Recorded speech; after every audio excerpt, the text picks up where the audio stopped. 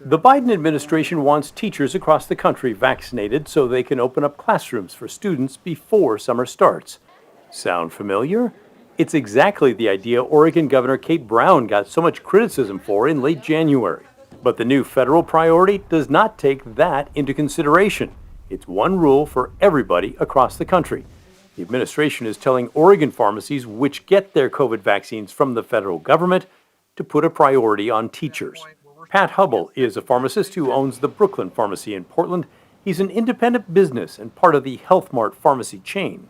Health Mart has started a new standard to allow educators and child care providers to have a specific day that they can sign up to get COVID vaccine to make sure everybody in the education area and the child care department can get vaccinated. So this week he took no reservations for seniors on Monday and Tuesday. He's not sure what will happen next week. But the other days of the week, seniors are welcome. Yes, so other than those days that are dedicated to those folks, we are still booking for 65 and older. That is right.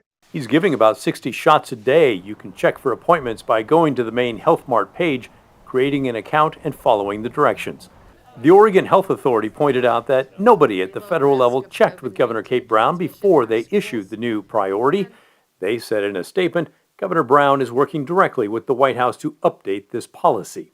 Safeway and Albertsons early this afternoon said they would go back to booking anyone who's eligible, teacher or not.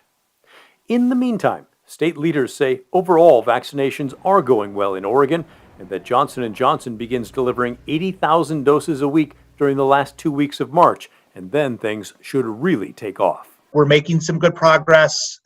We've had a couple of days last week where more than 20,000 seniors were vaccinated in one day.